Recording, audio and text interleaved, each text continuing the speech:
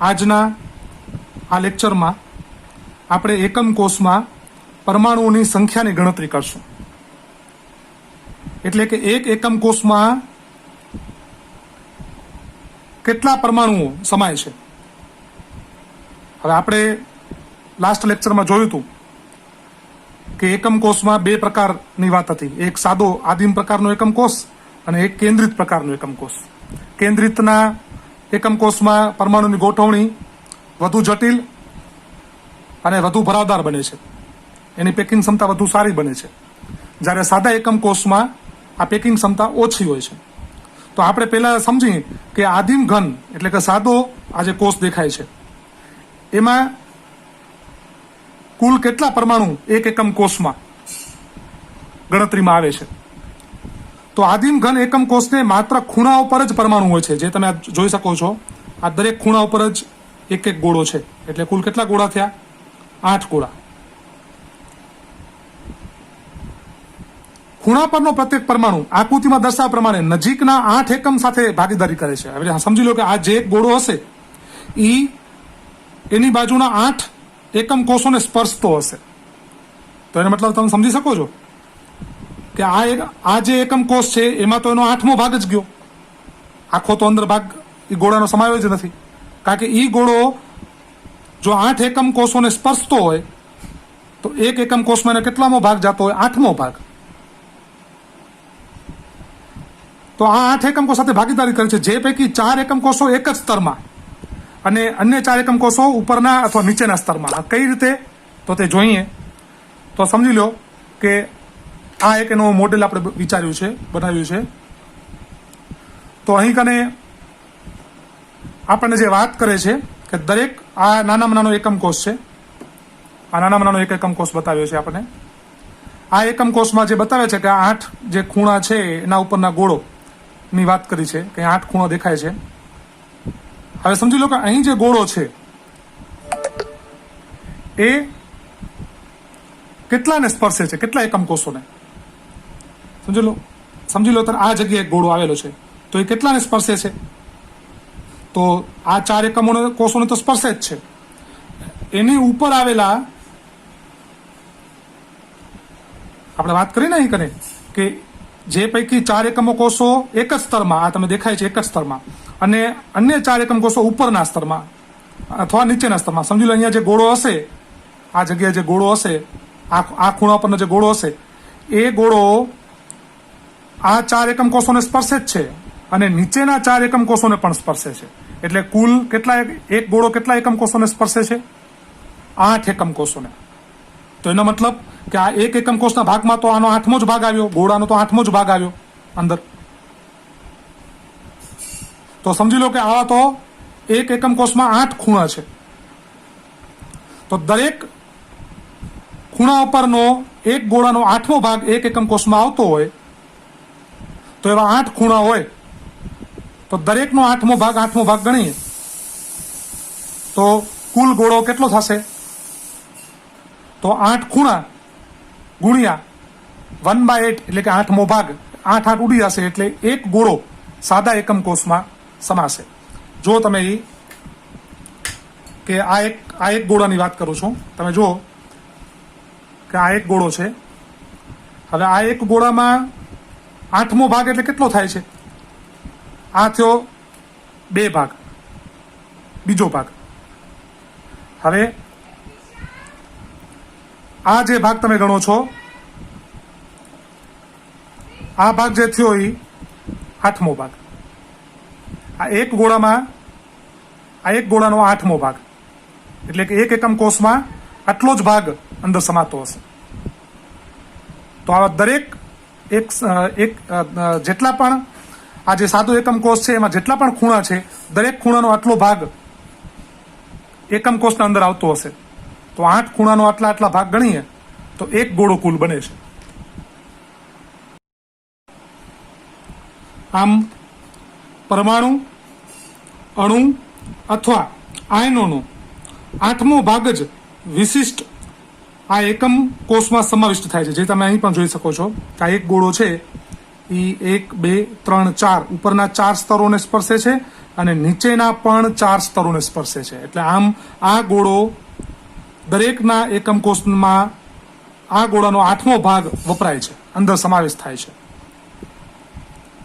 તો આમ સાદા એકમ કોષમાં કુલ ગણતરી કરીએ તો એક એકમ કોષમાં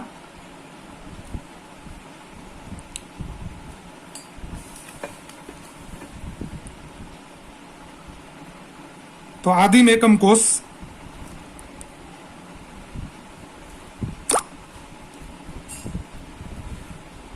જેમાં 8 ખૂણા છે અને દરેક ખૂણાનો 8મો ભાગ જ અહીં કને એકમ કોષમાં વપરાય છે અથવા સમાય છે. તો આપણે અહીં વિચારી શકીએ કે 8 ખૂણાના 8મા ભાગ ભેગા કરીએ, 8 ભાગ ભેગા કરીએ ત્યારે કુલ એક ગોળો એક એકમ કોષમાં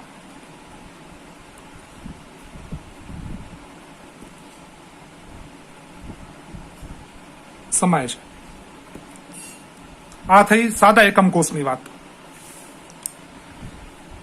નીચેની આકૃતિમાં આદિમ ઘન એકમ કોષો, એમાં આપણે ખુલ્લી રચના બતાવી છે. એ આકૃતિ જે તમે જોઈ શકો છો, જે ખુલ્લી રચનાવાળી છે. બી આકૃતિ છે એ અવકાશ ભરતી રચના છે. એટલે કે એમાં તમને આના જે કેન્દ્રો છે આપણને એમાં દેખાતા નથી, પણ આપણે જોઈ શકીએ કે આ જે ઉપરના 4 ગોળા એ આ છે, આ જે 4 કેન્દ્રો બને છે આ, અને નીચેના જે 4 ગોળા છે એ આર છે. આ રીતે આ એકમ કોષ છે. હવે તમે જો અહીંયા ત્રીજી આકૃતિ જે બતાવી છે, જે સીમ આકૃતિ, જેમાં દરેક એકમ કોષમાં સમાવિષ્ટ પરમાણુની વાસ્તવિક ભાગ કેટલો આવે છે. તો તમે જો એને આને કટિંગ કરો તો આપણે હમણાં તમને મેં બતાવ્યું કે આ આખા ગોળાનો 8મો ભાગ જ આ એકમ કોષમાં આવે છે. બાકીનો બધો ભાગ, આ સાઈડનો ભાગ આ બાજુના એકમ કોષને સ્પર્શતો હશે, આ બાજુનો ભાગ આ બાજુના એકમ કોષને સ્પર્શતો હશે, એવી રીતે નીચેના એકમ કોષોને સ્પર્શતો હશે. આવી રીતે એના બાકીના 7 ભાગ એ બારે જાય છે, બીજા એકમ કોષોને, 7 એકમ કોષોને સ્પર્શે છે. તો હજી તમને એક એક્ઝામ્પલ દેખાડું છું કે આ આપણો સાદો એકમ કોષ તમે જોઈ શકો છો, એનું આ મોડેલ છે જેમાં આના 8 ખૂણા દેખાડ્યા છે. હવે એમાં હું કોઈ એક ખૂણા પરનો એક ગોળાની વાત કરું છું અત્યારે. તો તમે જોયો હોય અહીં કને આ તમને 3 ડાયમેન્શનલ રચના તમે ચોખ્ખું સ્પષ્ટ જોઈ શકો છો કે અહીં કને આ એકમ કોષમાં આ ગોળાનો માત્ર 8મો ભાગ જોઈ લો, આટલો ભાગ જ આના ગોળાના અંદર આવે છે.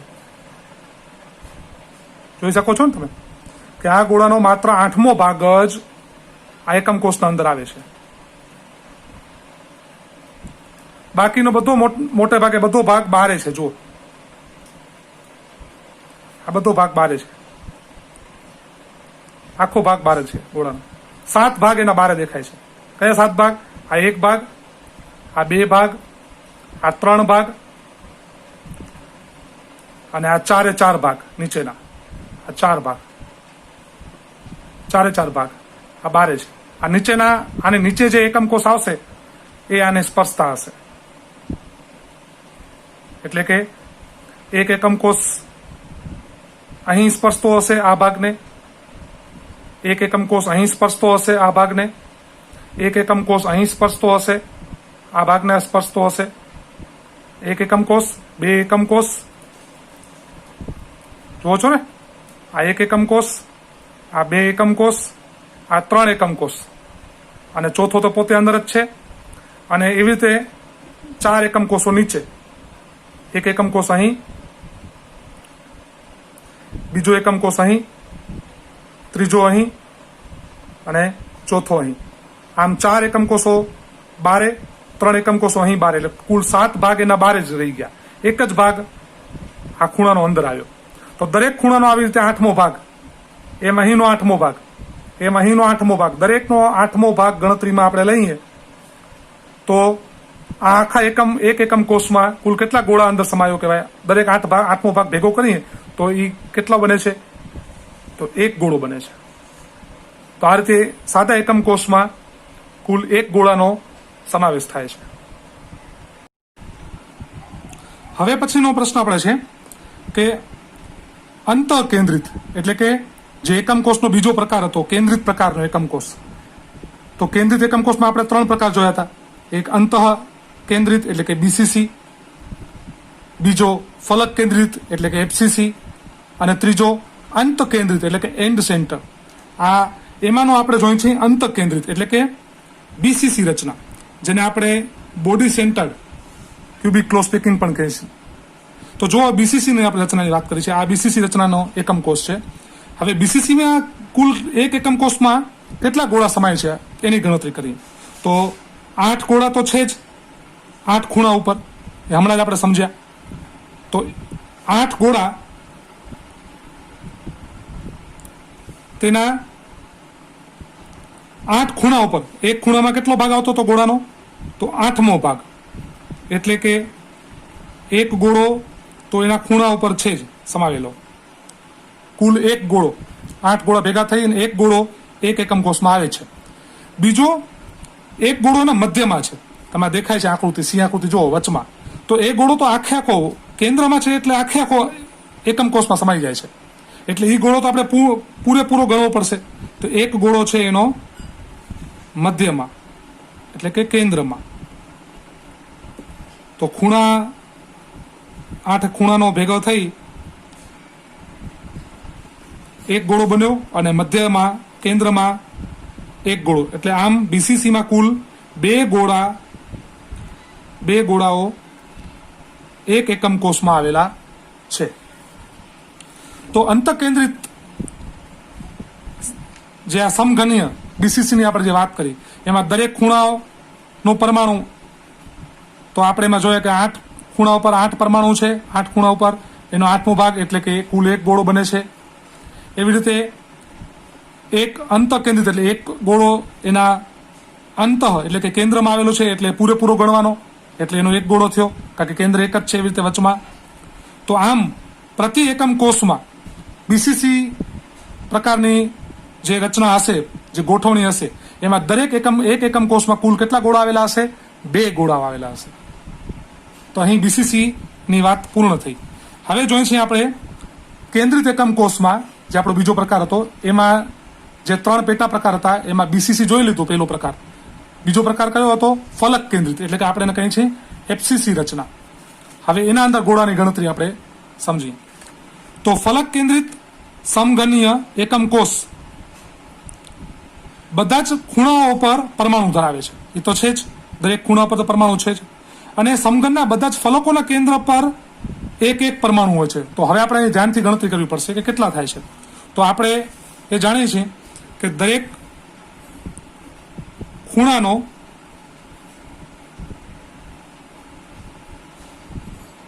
આઠ ખૂણા છે. એમાં પણ એફસીસી રચનામાં એકમ કોષમાં એમાં પણ 8 ખૂણા તો છે જ. તો એ દરેક ખૂણાનો એક ગોળા લઈએ પણ એમાં એનો 8મો ભાગ જ આપણને મળશે. એટલે કે ખૂણાઓમાંથી આપણને એક ગોળો જ મળ્યો. હવે એફસીસીમાં શું છે? એફસીસીમાં તો તેના દરેક ફલક ઉપર એટલે કે જ્યાં પડદો દેખાય છે દિવાલ, એના વચમાં એક ગોળો હોય છે. એના વચમાં તો આવી દિવાલો કેટલી હોય? એક સમઘનને કેટલી દિવાલો હોય? તો આવી એક સમઘનને કુલ કેટલી દિવાલો છે? તો 6 દિવાલો છે. 1 2 3 4 આ 5 અને 6 દિવાલો છે. હવે દરેક દિવાલ ઉપર એક ગોળો. તો તમે સમજી શકો છો કે આ દિવાલ ઉપર જ્યારે એક ગોળો હોય ત્યારે એ ગોળાનો અડધો ભાગ જ એકમ કોષના અંદર આવે છે, અડધો ભાગ તો બહાર રહી જાય છે. તો આવી કેટલી દિવાલો છે? 6 દિવાલો છે. દરેક દિવાલ ઉપર એક ગોળો છે. એટલે કે આપણે સમજો કે દરેક દિવાલ ઉપર એક ગોળો છે એટલે દિવાલ છે, અહીં જે દિવાલ આપી છે એ 6 દિવાલ છે અથવા 6 ફલક છે. આપણે એમ કહીએ 6 ફલક છે. એટલે કે કુલ 6 ગોળા આવેલા છે. પણ એકમ કોષમાં આ ગોળાનો કેટલો ભાગ અંદર આવે? તો ફલક ઉપરનો અડધો ભાગ જ એકમ કોષના અંદર આવે, બાકીનો અડધો ભાગ તો બહાર રહી જાય. તો કુલ કેટલા ગોળા થયા? 3 ગોળા અહીં સમાવિષ્ટ થયા. આમ ખૂણા ઉપરનો 8 ખૂણાનો મળીને 1 ગોળો અને 6 દિવાલોના અડધા ગોળા એટલે કે 3 ગોળા, 3 અને 1 કુલ એફસીસીમાં એક એકમ કોષમાં 4 ગોળાઓ સમાયેલા છે.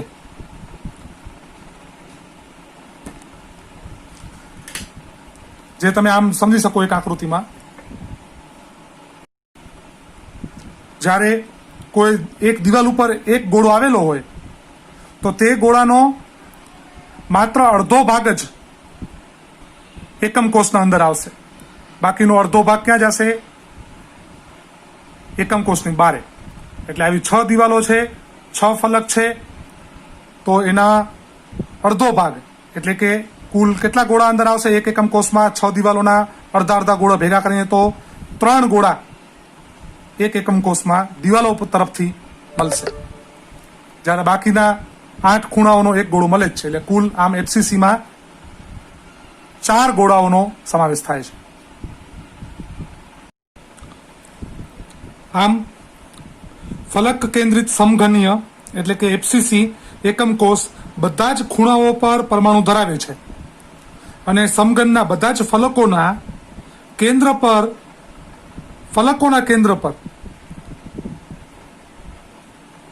એક એક પરમાણુ હોય છે. તો આકૃતિમાં આપણે જોઈ શકશું કે દરેક પરમાણુ જે ફલક કેન્દ્ર પર સ્થાન ધરાવે છે તે એકમ કોષના 2 નજીકના ફલક વચ્ચે ભાગીદારી કરે છે અને માત્ર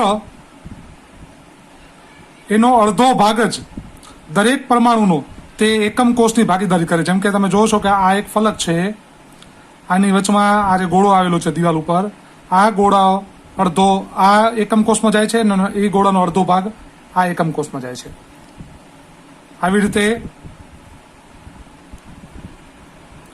અહીં કને આ 3 આકૃતિ આપેલી છે એફસીસીની, જેમાં એકમાં પેલી આકૃતિ એ બતાવે છે આપણને કે જેમાં 8 ખૂણા ઉપરનો મળીને 8 ખૂણા પરના પરમાણુ ભેગા થાય તો એનો 8મો ભાગ અહીં ગણતરીમાં આવે. 8 ખૂણા પરના પરમાણુ ગુણ્યા એનો 8મો ભાગ એટલે એક એકમ કોષમાં ખૂણાઓ ઉપરનો એક પરમાણુ આના અંદર સમાય છે. ત્યાર પછી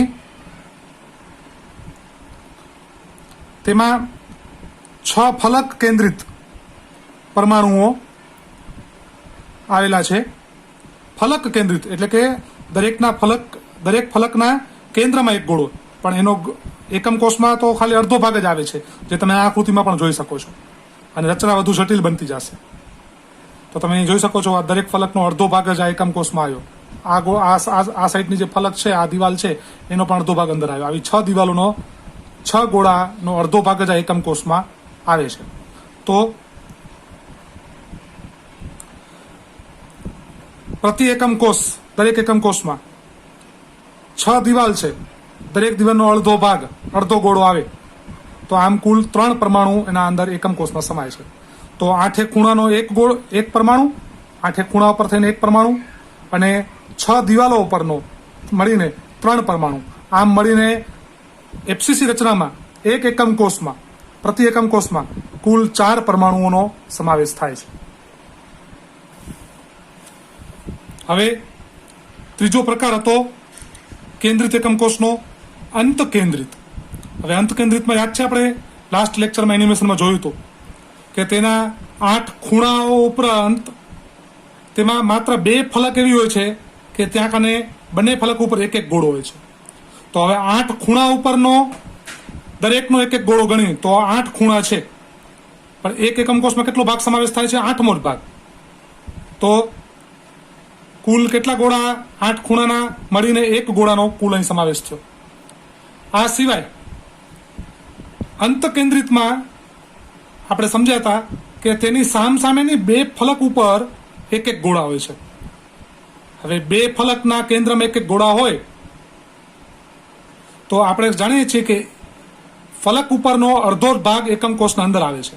તો 2 ફલક, એના 2 ગોળા, એનો અડધો ભાગ એકમ કોષમાં અંદર આવે તો કુલ કેટલા ગોળાનો અંદર સમાવેશ થયો? એમાં પણ એક ગોળાનો જ સમાવેશ થયો. તો આમ અંતકેન્દ્રિતમાં એકમ કોષમાં કુલ કેટલા ગોળાઓ એક એકમ કોષમાં આવેલા હોય? તો કુલ 2 ગોળાઓનો અહીં કને પ્રતિ એકમ કોષમાં સમાવેશ થાય છે. ચાલો તો હવે આપણે આજે જે વિષયનો આપણે અભ્યાસ કર્યો એના આધારિત કેટલાક પ્રશ્નો છે એ સ્વપ્રયત્ન આપણે અહીં સોલ્વ કરશું. તો જેમ કે પહેલો પ્રશ્ન, આદિમ ઘનમાં એકમ કોષ દીઠ પરમાણુની સંખ્યા ખાલી જગ્યા છે. તો આપણે જાણીએ છીએ કે આદિમ ઘનમાં એક એકમ કોષમાં કુલ 8 ખૂણાને આધારિત એક પરમાણુ એક એકમ કોષમાં સમાતો હતો. તો એનો જવાબ શું આવશે અહીં કને? તો પરમાણુની સંખ્યા 1 આવશે. બીજો પ્રશ્ન, એકમ કોષનો ખૂણો કેટલા એકમ કોષોની વચ્ચે સહિયારો હોય છે? તો આપણે તો જાણીએ છીએ કે આદિમ એકમ કોષ હોય કે કેન્દ્રિત એકમ કોષ હોય, દરેક એકમ કોષમાં કુલ 8 ખૂણા હોય છે. તો 8 ખૂણામાં કોઈ એક ખૂણો આપણે વિચારીએ તો તે ખૂણા ઉપરનો એક ગોળો એ એની આજુબાજુના 8 એકમ કોષ સાથે સંપર્કમાં હોય છે, એટલે કે જોડાયેલા સહિયારા હોય છે. ખુલ્લી રચનાઓ કોને કહે છે એ તો આપણે સમજી જ ગયેલા. એફસીસીનું પૂર્ણ નામ જાણીએ જ છીએ, face centre cubic close packing. 5મો પ્રશ્ન, અંતઃકેન્દ્રિત એટલે કે બીસીસી સમઘનમાં એકમ કોષમાં પરમાણુની પ્રતિ એકમ કોષ દીઠ સંખ્યા જણાવો પ્રતિ એકમમાં. તો આપણે એનો અભ્યાસ કરી ગયા બીસીસીમાં કે એક એકમ કોષમાં 8 ખૂણાના મળીને એક ગોળો અને કેન્દ્રમાંનો એક ગોળો, આમ કુલ મળીને એમાં 2 ગોળા બીસીસીના અંદર એક એકમ કોષમાં સમાવેશ થાય છે. હવે આપણે બીજો પ્રશ્ન અહીં સમજીએ, લખાણ સંબંધિત પ્રશ્નોત્તરમાં કે લેટિસ બિંદુની સાર્થકતા જણાવો. તો આપણે લેટિસ બિંદુ વિશે સમજી ગયા છીએ કે લેટિસના પ્રત્યેક બિંદુને લેટિસ બિંદુ કહેવાય છે, જે અણુ, પરમાણુ કે આયન હોઈ શકે છે. અને આ બિંદુઓને સીધી લીટીથી જોડવામાં આવે તો લેટિસનો ભૌમિતિક આકાર મળે છે. એના પછીનો પ્રશ્ન છે, એકમ કોષને લાક્ષણિક બનાવતા પ્રાચલોના નામ લખો. તો યાદ છે તમને કે આપણે સાદો એકમ કોષની સૌપ્રથમ જ્યારે વિચારણા કરી ત્યારે એના 3 અક્ષો, એક્સ અક્ષ, વાય અક્ષ ને ઝેડ અક્ષમાં લંબાઈ, પહોળાઈ અને ઊંચાઈ, આમ એની 3 ધારો છે, એટલે કે એ, બી અને સી. અને 3 ધારોમાં બી અને સી વચ્ચેનો ખૂણો આલ્ફા, એ અને સી વચ્ચેનો ખૂણો બીટા, એ અને બી ધાર વચ્ચેનો ખૂણો ગેમા. આમ એમાં કુલ 3 ખૂણાઓ છે. આમ 3 ધાર અને 3 ખૂણા, આમ કુલ એમાં 6 પેરામીટર અથવા પ્રાચલોનો એકમ કોષમાં લક્ષણ તરીકે સમાવિષ્ટ થાય છે. ત્યાર પછીનો પ્રશ્ન જોઈએ છે કે તફાવત દર્શાવો, જેમાં આપણને ષટકોણીય એકમ કોષ અને મોનોક્લિનિક એકમ એના વચ્ચેનો તફાવત સમજવાનો છે. તો આપણે જે 7 સ્ફટિકોનો પ્રકાર સમજી ગયા છે એમાં તફાવત આપ્યો છે અહીં કને હેક્ઝાગોનલ એટલે કે ષટકોણીય એકમ કોષ અને મોનોક્લિનિક એકમ કોષ. તો આકૃતિ પહેલાં તમે જોઈ શકો છો ષટકોણીયની અને મોનોક્લિનિક એકમ કોષની. તો ષટકોણીય એકમ કોષમાં શક્ય વિચલન કેમાં જોવા મળતું હતું? તો એ માત્ર આવી રચના જે આદિમ કોષ છે એમાં જ જોવા મળે છે. જ્યારે મોનોક્લિનિક એ આદિમ કોષમાં જોવા મળે છે અને અંતછેડો એટલે કે એન્ડ સેન્ટર કેન્દ્રિત એમાં પણ મોનોક્લિનિક એકમ કોષની રચના જોવા મળે છે. એટલે કે એ પ્રકારની રચના આ બંને પ્રકારના એકમ કોષો ધરાવે છે. ત્યાર પછી એમાં અક્ષીય અંતરનો ફરક હતો કે હેક્ઝાગોનલમાં જે અક્ષીય અંતર આપણે સમજ્યા હતા કે જેમાં એ અને બી ધાર સરખી હતી પણ સી એના સમાન નથી. જ્યારે મોનોક્લિનિકમાં 3 ધાર એ જુદી જુદી દેખાતી હતી, એટલે 3 ધારોની લંબાઈ એ એક સમાન નથી, એક સરખી નથી. ત્યાર પછીનો ફરક અક્ષીય ખૂણાનો, એટલે કે હેક્ઝાગોનલમાં આલ્ફા બીટા એ 90 ડિગ્રી જેટલો ખૂણો બનાવે છે જે 2 ધારો વચ્ચે બને છે, જ્યારે ગેમા ખૂણો એમાં 120 ડિગ્રીનો છે, જે તમે આકૃતિમાં જોઈ શકો છો. જ્યારે મોનોક્લિનિકમાં આલ્ફા અને ગેમા 90 ડિગ્રીનો છે, જ્યારે બીટા 90 ડિગ્રીનો નથી. એના પછીનું ઉદાહરણો તો કયા કયા એમાં ઉદાહરણોનો સમાવેશ થતો હતો? તો ગ્રેફાઇટ,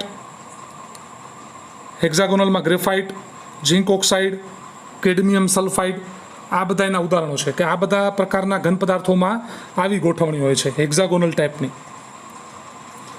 જ્યારે મોનોક્લિનિક પ્રકારની ગોઠવણી એ મોનોક્લિનિક સલ્ફરમાં, Na2SO4 × 10H2O માં, K2Cr2O7, H3BO3માં, Cu2SO4 × 5H2O માં. તો આ બધા આપણે આ જેટલા ઉદાહરણો છે એ આપણે લેક્ચર નંબર 1.4માં અભ્યાસ કરી ગયેલ છીએ. આ સિવાય બીજો એક આપણે તફાવત જોઈએ છે કે ફલક કેન્દ્રિત એકમ કોષો અને અંતછેડો એટલે કે એન્ડ સેન્ટર જે કેન્દ્રિત એકમ કોષ છે એના વચ્ચેનો તફાવત આપો. તો પેલો એમાં તફાવત છે લેટિસ બિંદુના સ્થાન. તો ફલક કેન્દ્રિત એટલે FCC, તેમાં બધા જ ખૂણાઓ ઉપર અને બધા જ ફલકના કેન્દ્રમાં એટલે કે 8 ખૂણાઓ ઉપર લેટિસ બિંદુનું સ્થાન છે અને 6 જે એની દિવાલો છે તે 6 દિવાલ ઉપર પણ લેટિસ બિંદુના સ્થાન છે. જ્યારે એન્ડ સેન્ટરમાં અંતછેડામાં બધા જ ખૂણાઓ ઉપર તો લેટિસ બિંદુના સ્થાન છે જ, પણ એકબીજાથી વિરુદ્ધ એવા બે ફલકો છે જેના કેન્દ્રમાં પણ લેટિસ બિંદુના સ્થાન છે. હવે તેમાં એકમ કોષની અથવા આપણે એમ કહીએ કે એકમ કોષમાં આવેલા જે કણોની સંખ્યા છે એના આધારે બે અલગ પડે છે. તો આપણે ગણતરી કરી જ ગયા છીએ કે FCCના અંદર એક એકમ કોષમાં કુલ કેટલા પરમાણુનો સમાવેશ થતો હતો? તો 8 ખૂણાનો 1 અને 6 દિવાલોના મળીને 3 ગોળા, એમ મળીને કુલ 4 ગોળાનો સમાવેશ થતો હતો. જ્યારે એન્ડ સેન્ટરમાં 8 ખૂણાનો 1 ગોળો અને માત્ર એવી 2 દિવાલો જ હતી કે ત્યાં દિવાલના કેન્દ્રમાં ગોળા હતા, એવી 2 જ દિવાલો હતી એટલે એનો 1 ગોળો. તો એના કુલ આમ થયા 2 ગોળા એન્ડ સેન્ટરના એક એકમ કોષમાં સમાવિષ્ટ થાય છે. હવે આપણા જે અભ્યાસના સંદર્ભમાં હજી એક પ્રશ્ન સોલ્વ કરીએ. સમજાવો કે સમગણીય એકમ કોષના એક ખૂણા પર અને બીજું અંતઃકેન્દ્રિત સ્થાન પર રહેલા પરમાણુનો કેટલો ભાગ તેના પડોશી એકમ કોષનો ભાગ રોકે છે? તો સમગણીય એકમ કોષના ખૂણા પરનો પરમાણુ 8 એકમ કોષો વચ્ચે ભાગીદારી કરે છે, એ આપણે અભ્યાસમાં જોયું. જ્યારે અંતઃકેન્દ્રિત સ્થાન પર રહેલો પરમાણુ એ એક જ એકમ કોષમાં આવેલો છે. અંતઃકેન્દ્રિત એટલે કે એનો જે એક ગોળો છે એ એના એક જ એકમ કોષમાં આવેલો હોય છે. આથી પ્રતિ એકમ કોષ દીઠ એમાં પરમાણુનો 8મો ભાગ અને અંતઃકેન્દ્રિત પરમાણુનો 1 પ્રાપ્ત થાય છે. તો આ સાથે આપણે આજનો જે અભ્યાસ કર્યો અને એના લગતા જે કેવા પ્રશ્નો પૂછાઈ શકે છે એ પણ પ્રશ્નો આપણે આજે સોલ્વ કર્યા. હવે એના પછીનો જે આપણો અભ્યાસ છે એ નેક્સ્ટ લેક્ચરમાં જોશું.